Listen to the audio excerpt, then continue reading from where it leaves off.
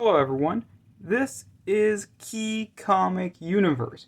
Today I'm going to be talking about my pre-code horror slash golden age horror comic collection. So my collection isn't super big, I haven't been in it for a super long time. So this is after just, a few months. So I haven't really been at this for a very long time, it's been only a few months. I think altogether at this point, just under 3, if I got dates right, just under 3 months. So I'm going to just be talking about what I've been able to pick up so far. So before I get into it, please like, comment, and subscribe. It would mean a lot to me and would also really help out the channel. And if you want to further support me, check me out on Instagram at Key Comic Universe. Same exact name.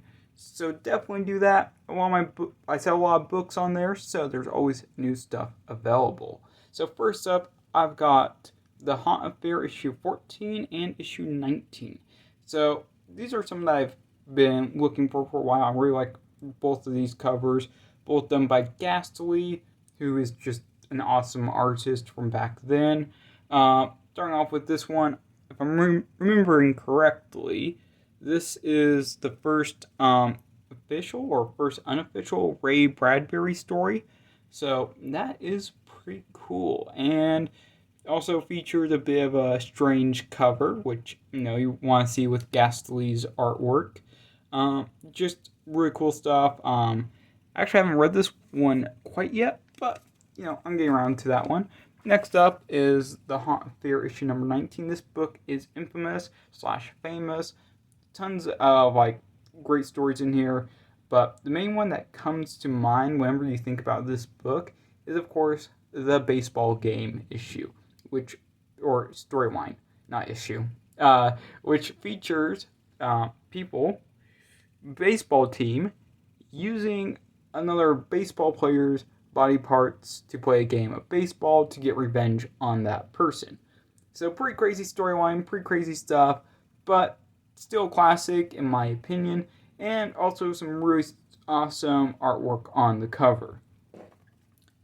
Yeah, so those are just some of the EC books so far, but what I'm mainly going after, because, budget and stuff, is the Marvel slash Atlas titles. So this is Adventures into Terror issue number 7, featuring I wouldn't say too crazy of a cover or anything really too out there going on, but what really makes this book stand out, and again, if my memory serves me correctly, which it usually does, it usually works for me.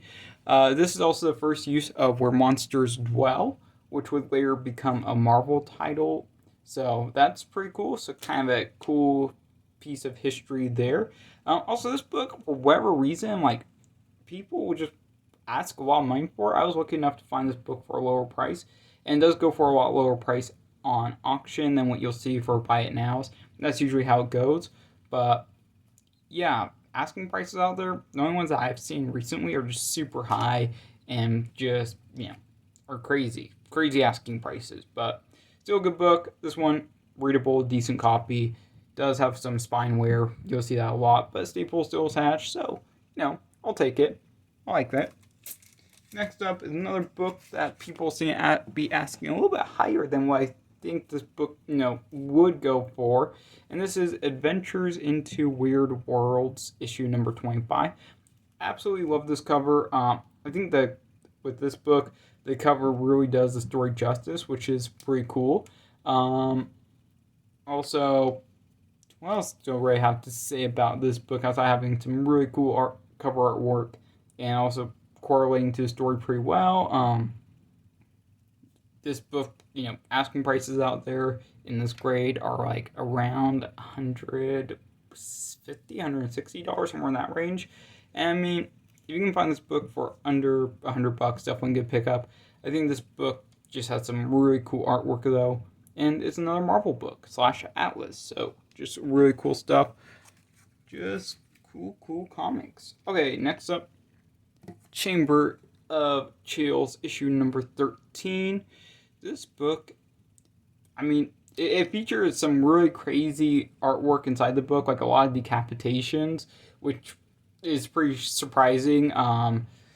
if you actually read this book, I think there was a total of, and I could be getting this exact number wrong, but like 9 or 10 decapitations in just one story, which is just insane. I mean, I think the rest of the stories compared to that one are pretty mild, but cool stuff. That's what we want to see with these classic Golden Age books. I mean, the more out there, the more crazy, gory, either inside the story or on the cover they are. Usually that demands a bit of a higher price point.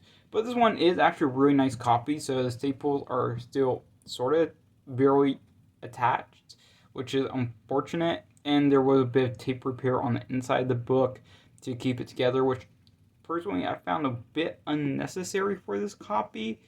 Outside that, there's nothing changed about this book. It just has a really nice bright cover on it, and the inside page quality is actually really good. So, yeah, cool book.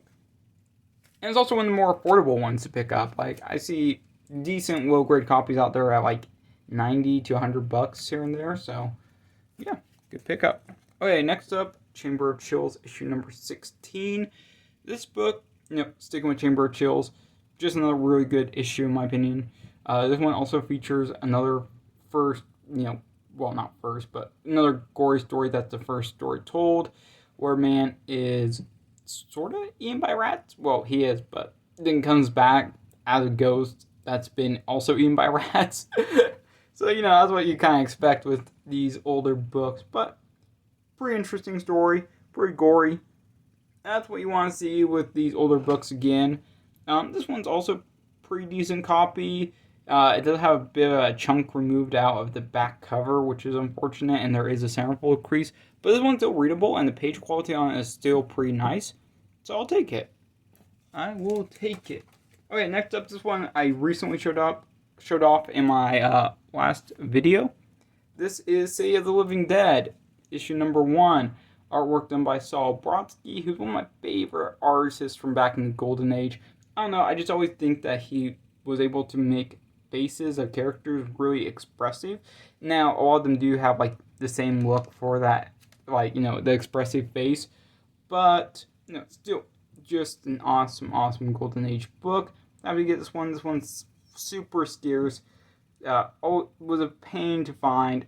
And again, I was looking for this book even back before I was collecting Golden Age. There was a few books that I was looking for beforehand. And only recently have I been able to really get into Golden Age. But I was able to get this one. Low grade better than no grade. Happy to have it. Super good book. Hopefully one day I'll be able to upgrade. But for now, I'm cool with how it is. Okay, next up. Suspense. Okay, so Suspense was originally a mystery title. And then after like the 3rd issue, it transitioned to horror. With like one mystery story or one sci-fi story per each one of these. So kind of like what EC did with, I believe it was Crime Suspense stories, kind of having a little bit of everything in there. And this is Marvel's version of that. Now, surprisingly, these stories were pretty violent, but for whatever reason, people really don't value these books super highly. You can get nice copies easily of a lot of these for under $100, and they do come up, I would say, more frequently than some of the other books that I've seen or mentioned, but still cool stuff.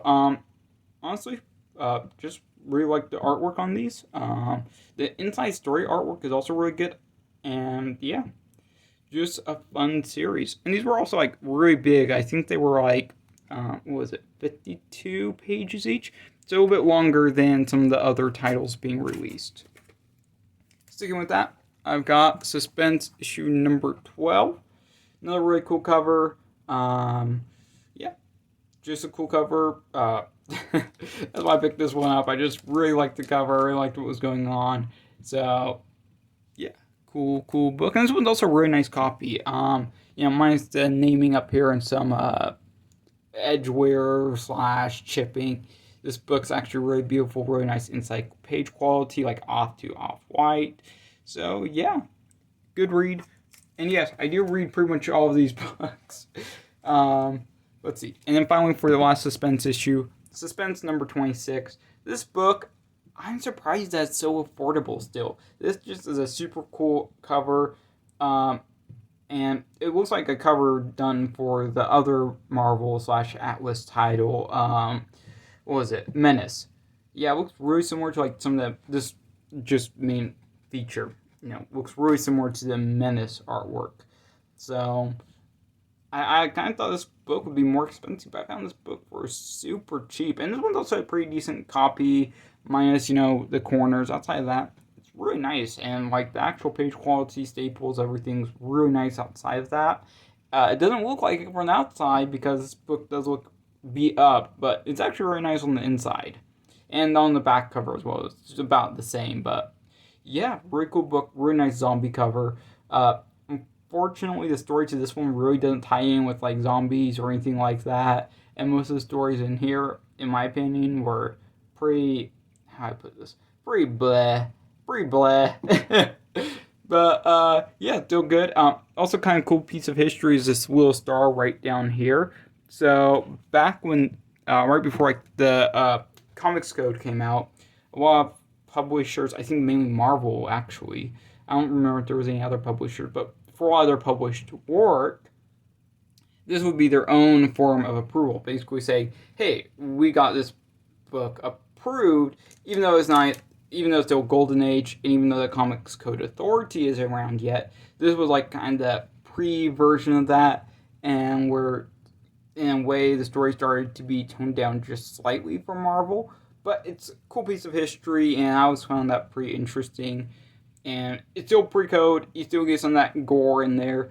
It just kind of shows you, yeah, it's going downhill from here, and you're going to get a lot of bleh stories, like really bleh after this until probably the 70s with like magazines, and then even longer for comics to really come back and do like out their stories again. Next up, Tomb of Terror issue number 6. This is another book that comes up, I wouldn't say like super frequently, but it does come up. This one is a decent copy, minus this little chunk right here. It's been read through. I read it. But I wasn't the one that read through it, like, leaving all these marks on it. That was the one before me. But, this one, honestly, Tomb of Terror, like, at least for this issue, it was more psychological horror than actual, like, gore or anything like that, or shock horror, Also, art done by Lee Elias, which is pretty cool. I do like his cover artwork. I always think it stands out. And I think this one also stands out. I think the scariest part of this issue is actually just the cover and this little phrase down here, which is, let me read this. I'm coming to wreak my revenge, to drink in your mirror, for these rotten bones to triumph in my return from the grave. So, hey, that's pretty cool stuff. Love this book, despite the story not really being, too crazy. I think the craziest part is, of course, the cover, but still cool book. Alright, next up, this is my only copy of a remainder. So, I was lucky enough to get this book for really cheap because of the remainder thing, getting the top third cut off. And that's how I was able to get this book for a really affordable price, because if you look for like complete copies, they get up there pretty fast in price. So I'm hoping to one day upgrade, of course, because, I'd rather not have a remainder. But here's kind of the cool thing about remainders. Of course, the history behind it is it's an unsold copy of a book that was sent back, and so the top third was removed when it was sent back. And the cool thing, if you ever pick up remainder books, I found that the actual page quality on the inside of the book, once you get past this, sometimes it'll be like, some browning, something like that, is that the actual page quality in the books is super nice, and the actual condition on the inside of the book is just really nice, really easy to read, and, usually white pages, including this copy. And I do have remainder copies of more recent books, like from the 60s and 70s. Unfortunately, every once in a while, the budget demands it. But nevertheless, really cool book. Love the cover artwork. The actual stories in this book are also super fun. I guess that's a weird way to describe these books. I just have fun reading them. They're enjoyable. Horror has always been a passion of mine, whether it be through film, books, or comics. And pre-code always kind of spoke to me because, it's from the 50s. I had these crazy covers and crazy storylines that, in movies or I just don't think it was really touched upon that much until years later, like, what was matched between comics to, film and television.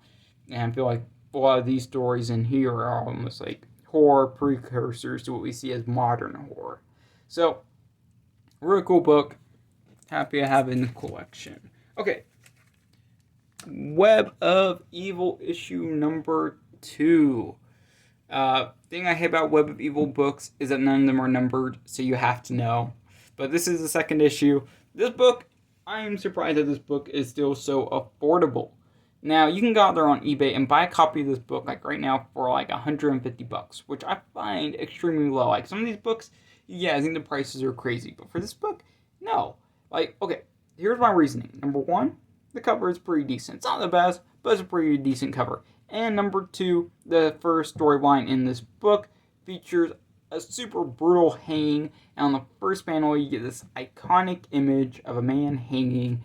And that artwork has been used in, reprint, like cover reprints. So, like, on the covers of books that reprint these stories, or even on covers of, like, discussions of, or, like, for books that discuss pre-code horror. Sorry if I'm not really speaking super clearly, but if you look it up, you'll see what I'm talking about. Because that first panel is just insane. And this book just really hasn't, like, gone super high in price at all. Like, I think around $100, even over $100, is pretty reasonable for pre-code horror in, decent shape, low grade, just as long as it's readable, presentable, etc. This book, I got for way cheaper than that, like, out on auction, and I was looking up to get this book for a really affordable price, like way lower than that. And this one is a pretty decent copy. Now, it does have its issues. The staples are, only one of them is really firmly attached, the other one not attached to the cover. It's only attached to the inside pages. And there's also a tear right here under a man's lip. But I mean, like, outside of that, this one does present really nice. Oh, and also the corner up here. I can't forget about that. But presents really nice. The stories in here are really good. And I'm just surprised that more people haven't started trying, seek out this book and pick up the copies that are still affordable. And for me personally, for horror and for these pre-code books, I just want to have a copy of my collection that's readable. I don't want to go out there and buy like 40, 50 copies, whatever it may be. Now, of course, you're never going to find 40 or 50 copies of one of these books at one time. I'm over-exaggerating a bit. But my point is, like, if you don't have this book, it's probably worthwhile picking up, just in my own opinion. And that is my opinion, not a fact, just my thoughts. Alright. I have a few more raw books, and then we'll get into the slabs. Weird Terror issue number 2. Weird Terror and Horrific were both done by Comic Media, but I noticed a pretty big difference between the two titles, despite both featuring artwork by Don Heck, and both featuring pretty decent stories across the board. Like, I mean, not like they're the best. Like, I would still consider EC to have, like, the best stories overall. But the artwork is really good. The stories are still pretty good. And the covers are always out there. But Weird Terror really hasn't seen, like, a huge, like, price increase like Horrific. I don't know if it comes down to print run or desirability. Like, if someone could, inform me on that a bit more, let me know. But Weird Terror is super cool stuff. A lot of, like, pre-code books don't really feature, like, a lot of bloody covers. But Weird Terror does. So, I mean, if you're looking for that, it's there. It is definitely there. And the covers always read pretty well. This one does read pretty well. I mean, my only issue is that if you're looking at it from an artistic perspective, your eye usually goes to the center of the cover first. So, and with these lines, it looks like it's going this way, so your eye is immediately drawn to the center and then sideways, so you'll see the skeleton, and then, at least for me, looking at, then I see the guy over here. So I think maybe if they change the centering a little bit, might read a little bit better, but that's just my opinion. Again, I love this issue, love the cover artwork. I'm just pointing out, a minor critique, in my opinion, that's super petty. Because, every once in a while, it's okay to be petty with some of these. But this one has been stamped to death as well. All of these stamps. And also, someone decided to tape the spine, despite not needing to be taped. Because, like, if you open this book, the staples are still firmly attached, and the cover is still firmly attached. Everything's fine. But someone thought, yeah, I'm just going to tape this. And this cover and the spine isn't split either. Now, there are some chunks in the spine, but the spine's still complete, and the staples are still in there, so it just is a really questionable thing to do. And also, of course, the stamps, for whatever reason, a lot of these, but not for whatever reason, but for reasons back then, these were stamped to basically as property and to let people know, hey, this is where you can get these at, and this is what you can do. A lot of them talk about trade-ins and how you can trade in your book to get a different book and all that type of stuff. All right, next weird tier book. This is the only one that I'm aware of that can't be read online. For whatever reason, you just can't read it online, but super cool artwork, really good stories on the inside. If you can find a copy of this book or find a reprint of it, which I struggled to find because it's not available online, so I actually had to go out and buy this book to actually read it. And, I always read all of these books anyways because I love, these older books. But this one's still pretty good. Cover is detached, unfortunately. But, outside of that, still a really nice copy, good inside page quality, and really amazing, gory artwork. And if you can find this book for, let's say, under $120, $150, pick it up. Give it a try. It's a worthwhile read. Okay, getting to slabs. I'm just going to go through most of these pretty quickly, since some of these don't really have too much going on. This is Adventures into Terror, issue number 5, 3.5, cream to off-white pages, hitchhiker cover. Honestly, reading the story online, it was pretty bleh. But, cool Marvel book / Atlas. I always say Marvel / Atlas, even though at that time it was just Atlas. Next up, Adventures into Terror number 11. This is definitely within the top 2, top 2, I would say, most desirable books from that run. This book is also really hard to get a copy of. Whenever it goes up to auction, it usually sells for pretty decent money. This one does present pretty well for 2.0. The problem is, of course, the stamps and also the spine is just completely messed up. And there's also tape on the spine. Yay, love tape on my spines. But really good cover. If you see this book, I would pick it up. It's a good read. I read it online. I actually enjoyed the storylines in this book. But yeah, cool stuff. Alright, 2 more books left to go. And both of these books are probably some of my favorites in my collection. The first one is Chamber of Chills, issue number 7. This book is in 4.5. Super happy to get this one. I got this book for under 50%, or right around 50% of the price where it's going for, which was just insane. I was really lucky in finding this book. I was like, wait, it's that cheap? And I was able to get it, and I was like, okay, yep, that's awesome. Love the cover, using Seduction and Innocent. Always cool finding Seduction and Innocent books. And outside of that, just a really nice cover and really cool books. And yeah, finally, Weird Tier, issue number 11, CGC or CBCS 5.5. Really nice grade on this book. It does have a bit of restoration, but outside of that, super nice copy. And yeah, that is it. Just more Weird Tier. Super happy I have a really decent copy of this book. Even though it's restored, I don't mind it too much as long as it doesn't really affect, eye appeal too much, which this one doesn't. And yeah, that's it for this video. Please consider liking, commenting, and subscribing. I'll see you guys all in the next video.